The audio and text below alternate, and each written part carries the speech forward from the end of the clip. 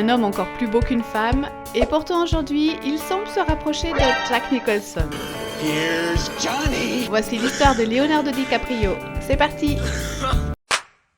Dans un musée d'art en Italie, une femme enceinte contemple un tableau de Léonard de Vinci. À cet instant précis, elle sentit son bébé donner un coup de pied dans son ventre. C'est alors qu'elle prit une décision, l'enfant qu'elle allait mettre au monde s'appellerait Leonardo. L'enfant naquit en bonne santé, mais avant même d'avoir 2 ans, celui qui devait grandir entouré d'amour se retrouva élevé par une mère célibataire, ses parents ayant décidé de se séparer. Son père, malgré la rupture, voulait rester proche de lui. Au moment du divorce, les 2 parents conclurent donc un accord pour le moins inhabituel, vivre dans des maisons voisines, afin que leur fils ne manque de rien.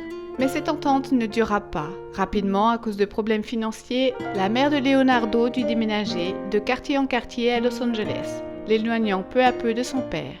L'enfance de Leonardo fut marquée par la pauvreté. Le quartier où il vivait était gangrené par la drogue et le crime. Enfant, il fut témoin de toxicomanes en plein trip et de scènes de violence dans les rues des ghettos de LA.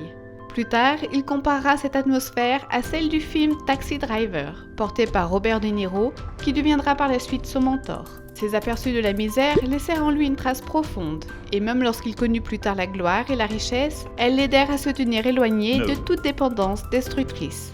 Son envie de passer à la télévision naquit d'un exemple proche, son demi-frère. Après le remariage de son père, ce demi-frère plus âgé apparaissait déjà régulièrement dans des publicités. Fasciné, le petit Leonardo supplia sa mère de lui offrir la même chance. C'est ainsi qu'à l'âge de 6 ans, il passa une audition et fit sa toute première apparition à la télévision dans une émission éducative pour enfants appelée Romper Room. Mais au lieu de devenir célèbre, il fut renvoyé presque immédiatement. La raison, il était bien trop turbulent. Sur le plateau, il courait partout, n'écoutait ni les producteurs ni les animateurs et alla même jusqu'à frapper les caméras. Résultat, Leonardo fut évincé de sa toute première expérience télévisée. Durant toute son enfance et son adolescence, il détesta littéralement l'école. Ne voulant pas y aller, il supplia sa mère de l'accompagner à la place à des auditions. Il décrocha alors de petits rôles dans des publicités de céréales et de fromage par exemple. Mais la vérité qu'on apprit plus tard est qu'il ne le faisait pas seulement pour éviter l'école ou par désir de célébrité. Il voulait surtout aider sa mère qui se débattait pour joindre les 2 bouts. Cette volonté touchante, combinée à son visage d'ange, attira rapidement l'attention des agents de casting. Cependant, la gloire ne vint pas immédiatement. Il resta perçu comme un simple enfant utilisé dans des pubs. Leonardo, lui, rêvait de cinéma et de télévision et pas de spot publicitaire. Mais les agences le rejetèrent toutes. Certaines lui conseillèrent même de changer son nom, jugé trop étranger. On lui proposa de se faire appeler Lenny Williams. Pour Leonardo, il n'en était pas question. Il continua donc à frapper aux portes, audition après audition. Mais les échecs s'accumulaient et après des dizaines de refus, il songea à tout abandonner. C'est alors que son père intervint. Il l'encouragea, lui disant « Tu es déjà formidable. Pour toi, mais aussi pour aider ta mère, tu dois réussir comme acteur. » Ces paroles ravivèrent sa flamme et Leonardo reprit son rêve en main. Et peu à peu, les portes commencèrent à s'ouvrir.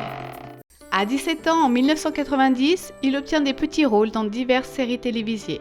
Puis vint sa première vraie opportunité, la série familiale Parenthood, adaptée du film du même nom. Il y incarna Gary Buckman, un adolescent troublé, un rôle qui au cinéma avait été tenu par Joaquin Phoenix.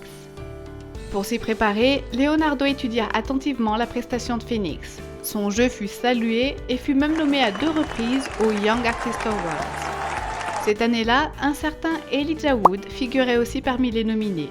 Et le grand gagnant fut d'ailleurs Macaulay Culkin pour « Maman, j'ai raté l'avion ». Après avoir marqué les esprits dans quelques séries et sitcoms, Leonardo eut enfin la chance de percer au cinéma. À 18 ans, en 1991, il joua dans Crackers 3, incarnant le fils d'une famille attaquée par de drôles de créatures venues de l'espace. Un mélange de comédie et d'horreur, mais aussi un désastre absolu. Le film fut qualifié par certains critiques de pire navet de l'époque. Leonardo lui-même reconnut plus tard que son interprétation faisait partie des plus mauvaises qu'on ait pu voir. Un passé qu'il aurait aimé effacer, mais dont il ne peut se débarrasser. D'ailleurs, quand il devint plus tard mondialement célèbre avec Titanic, Crackers 3 fut réédité en mettant son nom en avant comme le premier film de Leonardo DiCaprio. Malgré donc cet échec, Leonardo continua les auditions. C'est alors qu'il fit une rencontre décisive, Robert De Niro. Le projet s'appelait Blessures secrètes, basé sur une histoire vraie se déroulant dans les années 1950. Parmi plus de 400 jeunes acteurs, De Niro choisit personnellement Leonardo. Leonardo joue à son beau-fils, livrant une performance intense, pleine de rage et d'émotion. Mais à cette époque, lui-même traversait une adolescence agitée, semant parfois le chaos sur les tournages. Le réalisateur Michael Keaton Jones décida de le cadrer fermement. Leonardo aimait entre autres amener son ami Tobey Maguire sur les plateaux pour plaisanter et faire des farces. Et chaque fois, le réalisateur le réprimandait sévèrement. Si tu veux devenir une star, tu dois te comporter comme tel. Cette expérience marqua profondément le jeune acteur, et ce même réalisateur jouera un rôle déterminant dans la suite de sa carrière. Nous sommes en 1993, Leonardo vient tout juste d'avoir 20 ans. Le réalisateur de Gilbert Grape, Les Hellstrom, cherchait un acteur pour jouer le petit frère du personnage principal incarné par Johnny Depp. Il appela alors le réalisateur Michael Keaton Jones, un ami proche, et lui demanda « Que penses-tu de ce jeune acteur, Leonardo DiCaprio ?» Sans hésiter, Keaton Jones répondit « Si tu peux l'engager, il le faut absolument ». Pourtant, au départ, Hellstrom trouvait que le visage trop beau de Leonardo ne correspondait pas vraiment au rôle d'un jeune atteint d'un handicap mental. Il envisageait donc de choisir un autre acteur. Mais Leonardo se présenta à l'audition sans même le savoir, et dès que le réalisateur vit sa performance, il fut bouleversé. Plus tard, Hellstrom raconta « Comparé aux autres candidats, il y avait une profondeur totalement différente. On voyait que Léo avait réellement observé et étudié la réalité du handicap intellectuel. » À la sortie du film, les critiques louèrent un jeu si réaliste qu'il en devenait parfois douloureux à regarder. Mama, stop it now! Stop, Mama! Grâce à ce rôle, Leonardo cessa d'être vu comme un simple joli visage pour s'imposer comme un véritable acteur de talent. Et à seulement 20 ans, il fut nommé à l'Oscar du meilleur second rôle. On aurait pu croire que sa carrière allait désormais grimper sans fin, mais à peine ce succès savouré, il connut son premier grand revers. En 1995, Sam Raimi, déjà célèbre pour Evil Dead et qui deviendra plus tard le réalisateur de Spider-Man, préparait un western, Mort ou vif. Sharon Stone, à la fois actrice principale et coproductrice, voulait Leonardo dans le casting. Le studio, lui, doutait de son potentiel commercial et s'y opposait.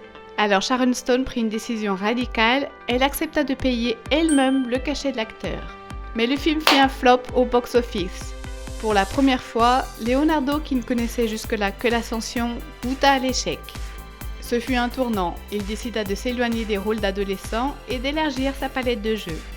Ainsi, dans Basketball Diaries, en 1995, il incarna un jeune sportif dépendant à la drogue. Puis dans Total Eclipse, il interpréta un poète homosexuel. Chose étonnante, ces deux films étaient à l'origine destinés à un autre acteur, River Phoenix, considéré au début des années 90 comme le nouveau James Dean. River, frère aîné de Joaquin Phoenix, était déjà l'idole d'une génération. Dans Mon propre Idaho, en 1991, aux côtés de Keanu Reeves, il avait livré une performance bouleversante, révélant l'ampleur de son talent. Au cours du tournage, River proposa lui-même que son personnage exprime des émotions amoureuses envers celui de Keanu, au-delà de la simple amitié. Le réalisateur accepta, et dans une scène mémorable autour d'un feu de camp, River improvisa un aveu qui transforma le moment en une puissante déclaration intime. C'était l'éclat pur de son génie, et il n'avait qu'un peu plus de 20 ans. Inspiré par ce courage, le projet Total Eclipse vit le jour, centré sur un poète homosexuel. Et le rôle devait revenir à River. Mais le destin en décida autrement. À seulement 23 ans, River Phoenix mourut d'une overdose devant une boîte de nuit de Los Angeles. Sa disparition brutale força les studios à chercher un remplaçant. C'est ainsi que les deux rôles, Basketball Diaries et Total Eclipse, revinrent à Leonardo DiCaprio, dont l'image rappelait celle de River. Après la mort de River, une partie de l'attention et des attentes du public se reporta sur Leonardo. À un peu plus de 20 ans, Leonardo joua Roméo et Juliette en 1996, un film qui fit de lui une idole mondiale. Son visage se retrouva sur des cahiers, des posters et des fournitures scolaires. Puis en 1997, vint le film légendaire Titanic. Ce fut à l'époque le film le plus cher jamais produit et aujourd'hui encore, il reste le troisième plus gros succès de l'histoire du cinéma. Pendant 15 semaines consécutives, il domina le box-office américain, un record toujours inégalé. Dans la peau de Jack Dawson, Leonardo offrit des scènes devenues cultes et conquit des millions de spectateurs à travers le monde. C'est aussi sur ce tournage qu'il rencontra Kate Winslet. Leur première scène ensemble, celle du dessin nu. Un choix volontaire du réalisateur James Cameron qui voulait capter de manière authentique leur gêne. Mais petit secret, les mains que l'on voit dessiner dans le film ne sont pas celles de Leonardo, mais celles de Cameron lui-même. Leonardo complexait sur ses mains et puisque c'est Cameron qui avait réalisé le croquis, il trouva naturel d'apparaître à l'écran. Malgré ce début embarrassant, Leonardo et Kate devinrent amis pour la vie. Elle dira un jour « Il est même plus mon mari que mon mari lui-même ». Et des années plus tard, lors du mariage de Kate, c'est Leonardo qui l'accompagna jusqu'à l'hôtel à la place de son père. Après Titanic, Leonardo devint une star mondiale. Il enchaîna avec des réalisateurs légendaires. Gangs of New York, Arrête-moi si tu peux, Les Infiltrés, Blood Diamond, Shutter Island, Inception, Gatsby le Magnifique, Le Loup de Wall Street ou encore Le Revenant. Mais malgré ses succès, un rêve lui échappait, l'Oscar. Pendant près de 20 ans, il fut nommé à de multiples reprises, mais jamais récompensé. La frustration du public était telle que son absence de trophée devint un mème mondial. Il fallut attendre Le Revenant en 2015. Pour ce rôle, il affronta des conditions extrêmes. Être attaqué par un ours, manger du poisson cru à peine pêché, dormir dans une carcasse de cheval. Et cette fois enfin, Leonardo décrocha l'Oscar du meilleur acteur. Leonardo DiCaprio. Quand son nom fut annoncé, la salle entière se leva dans une ovation. Après 2 décennies, la justice était rendue. Thank you to all of you in this room. Mais Leonardo, ce n'est pas seulement une carrière, c'est aussi une vie amoureuse qui défraie la chronique. Presque toutes ses compagnes partagent le même profil, blondes, mannequins et souvent âgées de moins de 25 ans. De quoi alimenter les moqueries, même lors des cérémonies des Oscars. Once upon a time in Hollywood, nearly 3 hours long, Leonardo DiCaprio attended the premiere, and by the end, his date was too old for him. Plus récemment, sa relation avec la mannequin Camilla Morone, de 23 ans sa cadette, déclencha critiques et détournements sur les réseaux sociaux. Mais Leonardo n'en a cure. Il posta même sur Instagram une photo du couple du légendaire Humphrey Bogart et Lauren Bacall, séparés eux aussi de 25 ans, comme pour rappeler que l'amour n'a pas de règles. Aujourd'hui encore, Leonardo DiCaprio demeure l'une des plus grandes icônes d'Hollywood. D'un jeune homme plus beau qu'une fille, il est devenu à sa manière un acteur à la hauteur des géants comme Jack Nicholson ou Robert De Niro, et une légende à part entière. You see, I'm Gat. D'ailleurs, quel est votre film préféré de Leonardo DiCaprio ? Je vous partage le mien tout de suite dans les commentaires. Et on se retrouve bientôt pour une nouvelle histoire de star.